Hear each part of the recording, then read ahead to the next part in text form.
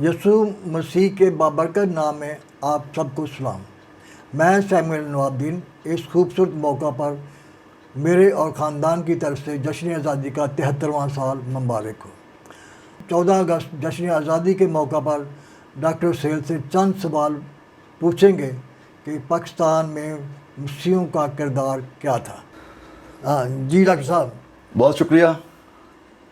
خدا ان کا شکر کرتے ہیں اس وقت کے لیے، اور خاص طور پر 73ویں جشن آزادی کے لیے۔ یقینی طور پر یہ سال، یہ دن ہم سب کے لیے باعث برکت سال ہے۔ اس جشن آزادی کے موقع پر میں آپ سب کو جشن آزادی مبارک کہتا ہوں۔ ڈاکٹر صاحب، پہلی بات جو آپ سے میں پوچھنا چاہتا ہوں وہ یہ ہے کہ چودھری رحمت علی کا جو پاکستان کا نام جس نے تجویز کیا تھا، کیا وعدہ تھا؟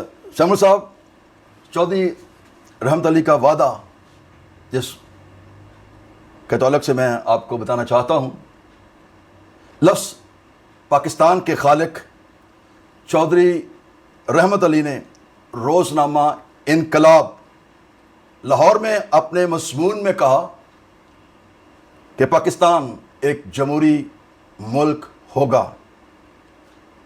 امور مملکت میں سب شہری شریک ہوں گے، نیز تمام پاکستانی بلا امتیاز مذہب، نسل برابر کے شہری ہوں گے، اور پاکستان ہر قسم کی فرقہ واریت سے پاک ہوگا۔ ڈاکٹر صاحب، میں دوسرا سوال جو آپ سے پوچھنا چاہتا ہوں وہ یہ ہے کہ لیاقت علی خان کا وعدہ اقلیتوں کے بارے میں کیا تھا؟ سیموئل صاحب، آپ نے دوسرا سوال جو کیا لیاقت علی خان کے وعدہ کے تعلق سے، تو میں آپ کو بتانا چاہتا ہوں کہ 11 اگست 1947 کو دستور ساز اسمبلی کے اجلاس میں قائد ملت لیاقت علی خان نے پاکستان کا قومی پرچم منظوری کے لیے پیش کیا، اور اپنی تقریر میں واشگاف الفاظ میں اعلان کیا کہ ہم مسلسل 100 سال تک غلامی کا مزہ چکھ چکے ہیں، اور ہم غلامی کے دکھ اور درد سے آشنا ہیں۔ اس لیے ہم پاکستان میں بسنے والی اقلیتوں کو یقین دلاتے ہیں کہ ان کے ساتھ مساوی بلکہ فیاضانہ سلوک کیا جائے گا۔ پاکستانی پرچم میں سفید رنگ اقلیتوں کی نمائندگی کرتا ہے، اور اسے بڑی اہم جگہ دی گئی ہے۔ سفید رنگ پاکیزگی اور خوبصورتی کی علامت ہے، اور جھنڈے کو تھامے ہوئے اقلیتوں کی افادیت کا اعلان کیا گیا ہے۔ یہ ایک تاریخی حقیقت ہے کہ اگر اس وقت مسیحی رہنما پنجاب کو پاکستان میں شامل ہونے کا حق میں ووٹ نہ دیتے تو آج مغربی پنجاب ہندوستان کا حصہ ہوتا، اور پاکستان کا وجود ممکن ہی نہ ہوتا۔ بلکہ حقیقت یہ ہے کہ مسیحیوں نے مشرقی پنجاب کو بھی پاکستان میں شامل کرنے کے لیے ووٹ دیا تھا، جسے بعد میں بددیانتی سے ہندوستان میں شامل کر دیا گیا تھا۔ ڈاکٹر صاحب، میں ایک سوال اور پوچھنا چاہتا ہوں کہ قائد اعظم کا مسیحیوں کے ساتھ کیا وعدہ تھا؟ سیموئل صاحب، آپ نے قائد اعظم کا مسیحیوں سے وعدے کے تعلق سے پوچھا ہے، تو میں آپ کو بتانا چاہتا ہوں 20 نومبر 1942 کو پنجاب اسمبلی کے مسیحی ارکان کی جانب سے دیے گئے استقبالیہ میں قائد اعظم نے فرمایا کہ آپ پاکستان بنانے میں مسلم لیگ کا ساتھ دیں، تو کیا میں پاکستان کے بعد مسلمان مسیحیوں کے احسان کو کبھی فراموش نہیں کریں گے۔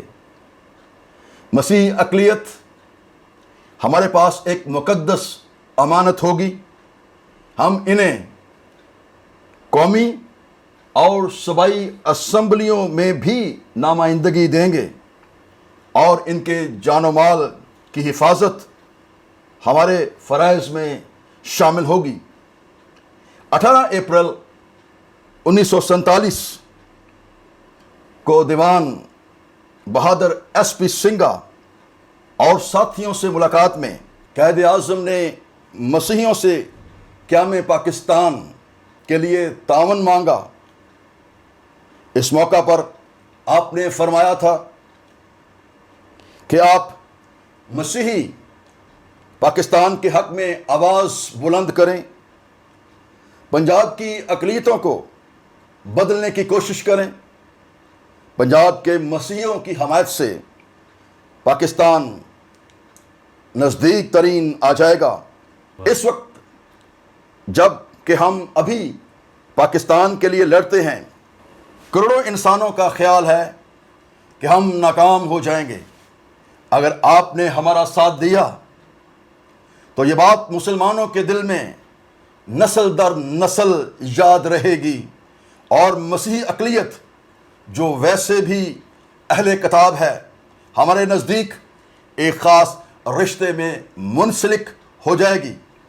قائد اعظم نے مزید فرمایا کہ ہم پھر کبھی نہیں بھولیں گے کہ پاکستان کے دشمن جب یہ کہتے تھے کہ پاکستان میں اقلیتوں کا تحفظ نہیں ہوگا، آپ نے اپنا مستقبل ہمارے حوالے کر دیا۔ جب اوروں کو مسلمانوں کے وعدوں اور روایات پر اعتماد نہ تھا تو آپ نے اعتبار کیا، یعنی مسیحیوں نے اعتبار کیا۔ اسلام آپ کے اس بھروسے کو کبھی غلط ثابت نہ ہونے دے گا۔ میری یہ پیشن گوئی ہے کہ مسیحی اس گھڑی کو مبارک کہیں گے جب انہوں نے پاکستانی بننے کا فیصلہ کیا۔ پاکستان میں مسیحیوں اور مسلمانوں میں اتنی یگانگت ہوگی کہ کوئی یہ نہ کہہ سکے گا، کوئی یہ نہ بتا سکے گا کہ یہ مسلمان ہے اور وہ عیسائی ہے۔ ان کا لباس ایک ہوگا، ان کا رہن سہن ایک ہوگا، ان کی تہذیب ایک ہوگی، ان کے گھر بار کا طریقہ کار ایک ہوگا، اور سب سے بڑھ کر یہ ان کا آپس میں برادرانہ سلوک ہوگا، کیونکہ یہ دونوں اہل کتاب ہیں اور ان کے درمیان اور بھی کئی باتیں تہذیب کے لحاظ سے مشترک ہیں۔ مسیحیوں اور مسلمانوں میں تعلق مشاورت پر مبنی ہوگا۔ میں آپ کو یقین دلاتا ہوں کہ پاکستان کے مسیحی ہندوستان کے مسیحیوں سے زیادہ خوشحال اور مطمئن رہیں گے۔ ڈاکٹر صاحب، میں آپ سے آخری سوال پوچھنا چاہتا ہوں، وہ یہ ہے کہ تحریک پاکستان میں مسیحیوں کا کردار کیا تھا؟ آپ نے آخری سوال جو کیا کہ تحریک پاکستان میں مسیحیوں کا کردار کیا تھا، تو سب سے پہلی بات جو میں کرنا چاہتا ہوں، مسیحیوں کا پاکستان کے نام پر انتخاب میں حصہ 1945-46 کے عام انتخابات پاکستان کی بنیاد پر لڑے گئے۔ مسلم لیگی اور مسیحی کارکن قائد اعظم کا پیغام لے کر گلی گلی پھیل گئے۔ مسیحیوں کی دو بڑی سیاسی جماعتوں نے اس انتخابات میں حصہ لیا اور پاکستان کے نام پر لڑ کر راول پنڈی کے ہیڈ ماسٹر فضل الہی اور دیوان بہادر S P Singha Punjab assembly کے رکن منتخب ہوئے۔ تحریک پاکستان اسی سیاسی شعور و تعلیمی آگاہی کا نتیجہ تھی جو مسیحی اساتذہ نے پاک و ہند کے مسلمان، پارسی، اچھوت اور مسیحی نوجوانوں کو دی۔ انہوں نے محکم نسل کو آزادی کا شعور و فکر سکھایا۔ یہی وجہ تھی کہ تمام قابل فخر ہندو اچھوت سکھ، مسلمان، پارسی اور مسیحی قائدین مسیحی درسگاہوں سے فیض یاب ہوئے تھے۔ تحریک پاکستان کے قائدین و کارکنان نے تو 100% مسیحی تعلیمی اداروں میں تعلیم و تربیت دینے والے اساتذہ اور سربراہوں سے فکر و شعور کی روشنی حاصل کی۔ تحریک پاکستان کے شعور کے سرچشمہ تعلیمی اداروں میں پہلا CMS اسکول کراچی، دوسرے نمبر پر باندرا کانوینٹ اسکول بامبے، تیسرا سینٹ اسٹیفن کالج دہلی، چوتھا فورٹ کالج کلکتہ، پانچواں مرے کالج سیالکوٹ، چھٹا گارڈن کالج راولپنڈی، ساتواں FC کالج لاہور، آٹھویں نمبر پر Kinnaird college for women Lahore, نویں نمبر پر کنگ ایڈورڈ کالج پشاور قابل ذکر ہیں۔ اگر محمد علی جناح، ڈاکٹر محمد اقبال، محترم فاطمہ جناح مسیحی تعلیمی اداروں سے فیض حاصل نہ کرتے تو وہ سب کچھ نہ بنتے اور تاریخ میں قائد اعظم، شاعر مشرق اور مادر ملت کے اعلیٰ خطابات سے نہ نوازے جاتے۔ جب ہم تحریک پاکستان میں مسیحیوں کے کردار کی بات کرتے ہیں تو اس بات کو آپ ذہن نشین کر لیں کہ مسیحیوں کو الگ ریاست کی بھی پیشکش کی گئی تھی۔ انگریزوں نے ہندوستان کے مسیحیوں کو ان تحصیلوں میں جہاں ان کی اکثریت تھی الگ ریاست دینے کی پیشکش کی، لیکن ہندوستانی مسیحیوں نے اس پیشکش کو قبول نہ کیا اور قائد اعظم کی حمایت کا اعلان کرتے ہوئے پاکستان کے حق میں ووٹ دیا۔ مسیحی قائد اعظم کو اپنے حقوق کا محافظ تسلیم کرتے تھے۔ تحریک پاکستان میں مسیحیوں کا کردار بیان کرتے ہوئے ایک اور بات میں بیان کرنا چاہتا ہوں، مغربی پنجاب کے حق میں مسیحیوں کے ووٹ کے تعلق سے۔ جب مغربی پنجاب کو پنجاب اسمبلی میں ووٹنگ کی بنیاد پر پاکستان یا ہندوستان میں شامل کرنے کا مرحلہ آیا تو پنجاب قانون ساز اسمبلی میں یونسٹ پارٹی کے 85، مسلم لیگ کے 80 اور مسیحیوں کے 4 ووٹ تھے۔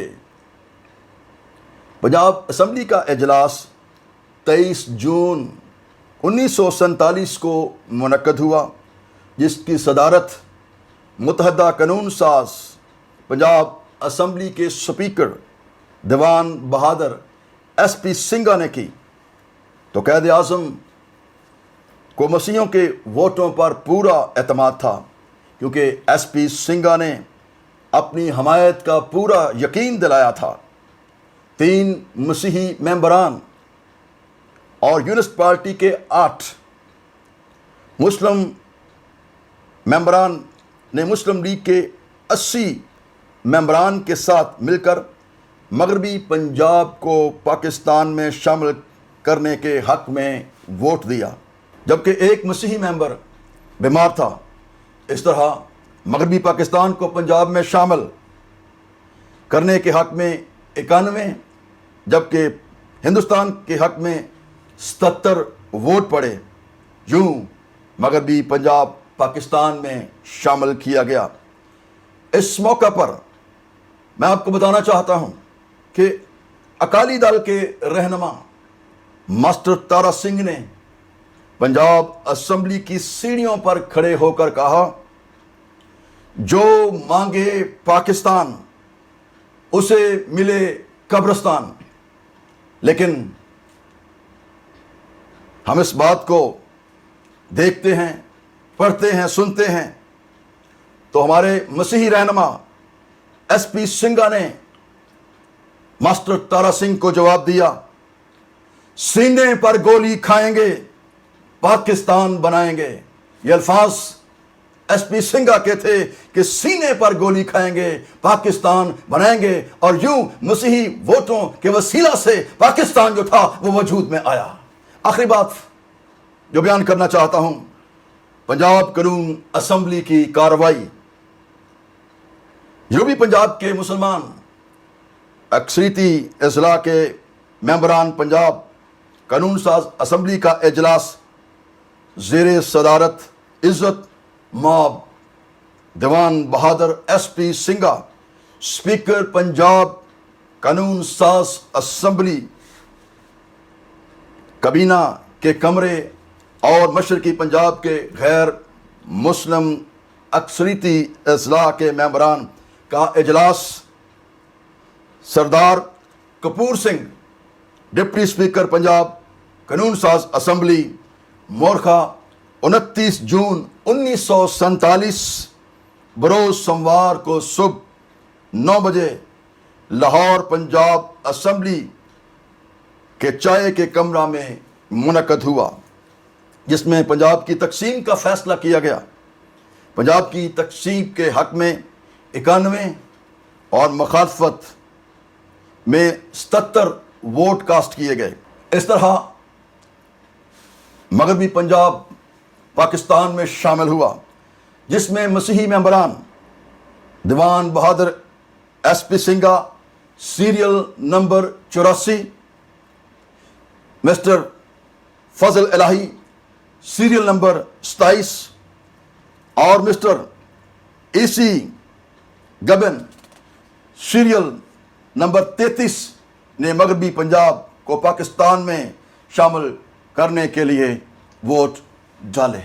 چلیں جی، رولنگ۔ آخر میں سیمول صاحب، میں آپ کا بہت شکر گزار ہوں کہ آپ نے مجھے اپنے اس پروگرام میں موقع دیا کہ میں آپ کے ان سوالات کا جو آپ نے مجھ سے کیے میں ان کے جوابات دے سکوں۔ یقین کامل ہے کہ میرے ان جوابات کے وسیلہ سے بہت سے مسیحی لوگوں کو بہت سی تاریخی باتوں کا پتہ چلا ہوگا کہ کس طرح سے مسیحی لوگوں نے تحریک پاکستان میں جو ہے وہ حصہ لیا۔ سو آخر میں ہم کہیں گے پاکستان زندہ باد، زور سے بولیں، پاکستان زندہ باد۔